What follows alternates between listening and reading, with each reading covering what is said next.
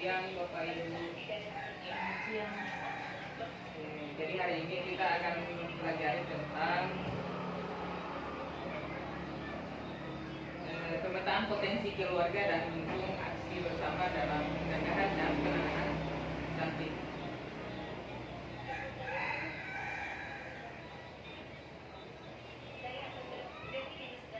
Ya, seperti yang kita lihat di video ini, kita bisa memilah yang mana kemampuan dari keluarga dengan yang bukan, antara dua gambar seperti ibu hamil yang mengonsumsi makanan bergizi selama menjalani kehamilan dengan ibu hamil yang mengonsumsi makanan yang mengenyangkan selama menjalani kehamilan. Dari kedua ilustrasi ini, kira-kira ilustrasi yang mana yang bisa dinyatakan sebagai pernyataan yang benar untuk penanganan stunting? Gambar yang pertama atau yang kedua? Oh, jawabannya benar sekali.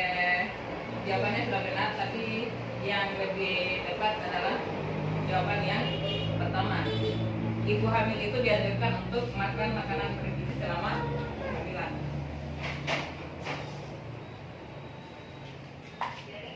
Kemudian yang kedua, dari dua ilustrasi lagi, manakah yang merupakan contoh kemampuan diri dan keluarga?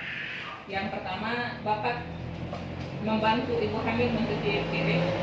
Kemudian ilustrasi yang kedua, bapak hanya melihat ibu menggendong anak sambil menyapu. Kira-kira ilustrasi yang mana? Yang pertama. Ya, jawabannya benar sekali. Jadi ketika ibu hamil yang melakukan pekerjaan dalam rumah, baiknya bapak yang membantu agar kerjaannya cepat selesai, karena ibu hamil itu sendiri diketahui banyak masalah seperti tiba-tiba kram kaki atau anggota tubuh yang lain.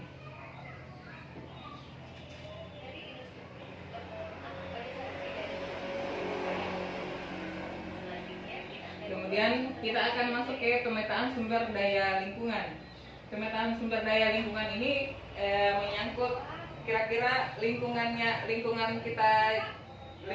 ada di sekitar kita itu bisa kita manfaatkan untuk tanaman apa saja, untuk yang bisa memenuhi kebutuhan gizi dalam keluarga. Misalnya ada pisang, umbi-umbian atau buah-buahan. Kira-kira kalau misalnya dalam lingkungan itu bisa memenuhi kebutuhannya, maka ada baiknya lingkungan itu ditanami dengan tanaman yang bisa memenuhi gizi seimbang dalam kehidupan sehari-hari, agar stunting yang kita tidak harapkan selama ini bisa dicegah dari dalam rahim.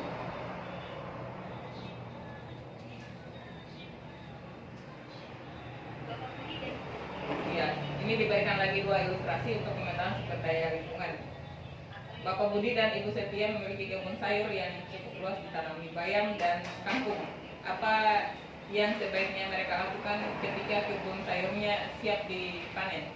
Yang pertama, Bapak Budi dan Ibu Setia menjual semua hasil panen ke pasar. Kemudian yang kedua, Bapak Budi dan Ibu Setia mengonsumsi sayur untuk makanan keluarga dan sebagian dijual. Kira-kira mana yang benar? Yang ilustrasi pertama semuanya dijual, atau yang kedua sebagian dimakan dan sebagian dijual? Ilustrasi yang kedua. Ya, jawabannya yang benar sekali. Jadi ilustrasi yang kedua, sebagian makan, sebagian dari hasil tanaman yang kita ambil di sekitar rumah, baiknya sebagian dikonsumsi dan sebagian lagi untuk dijual guna untuk memenuhi kebutuhan gizi yang lain.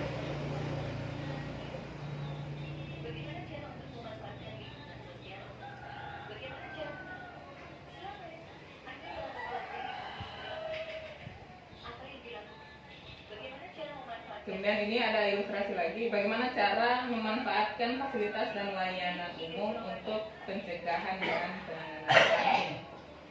Ini ada posyandu yang dibersihkan secara bersama, posyandu yang berada di kantor desa. Kemudian ilustrasi yang kedua,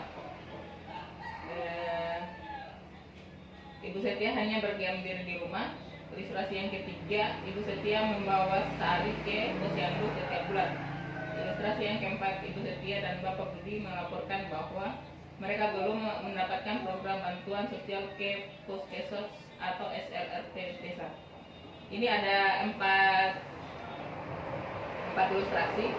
Kira-kira dari keempat ilustrasi ini mana yang benar? Dari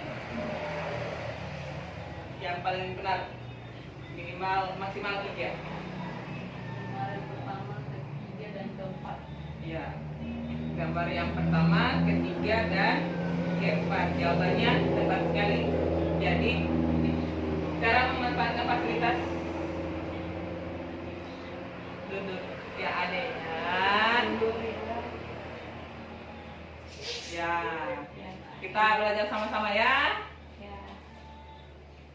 Cara memanfaatkan fasilitas dan layanan umum untuk pencegahan dan penanganan stunting yaitu dengan cara membersihkan ruangan posyandu bersama. Kemudian karena dia digunakan secara bersama-sama, ada baiknya dibersihkan secara bersama. Kemudian Ibu Setia membawa Sari ke posyandu setiap bulan.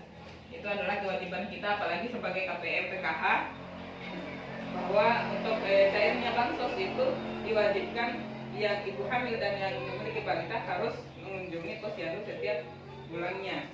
Kemudian yang terakhir adalah Ibu Setia dan Bapak Budi melaporkan bahwa mereka belum mendapatkan program bantuan sosial ke Puskesos. Jadi kalau misalnya belum dapat bantuan, jangan mengeluhnya ke masyarakat yang lain karena otomatis tidak akan ada solusi.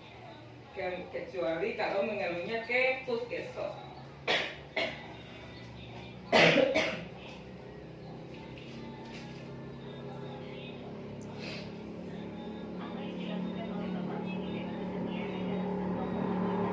Jadi ketika kita bisa menjual sebagian dari hasil lahan dan sebagian lagi bisa dimanfaatkan untuk pengembangan gizi dalam rumah, maka kita sudah bisa memanfaatkan pemetaan sumber daya lingkungan yang ada di sekitar kita. Jadi itulah materi hari ini tentang pemetaan potensi keluarga dan mendukung aksi bersama dalam pencegahan dan penanganan stunting. Kira-kira ada pertanyaan? Kalau tidak ada, kita akhiri pertemuan kali ini. Nanti kita lanjut minggu depan lagi. Saya akhiri. Akhirul kalam. Assalamualaikum warahmatullahi wabarakatuh. Waalaikumsalam warahmatullahi wabarakatuh. Terima kasih atas kedatangannya. Oke, Assalamualaikum.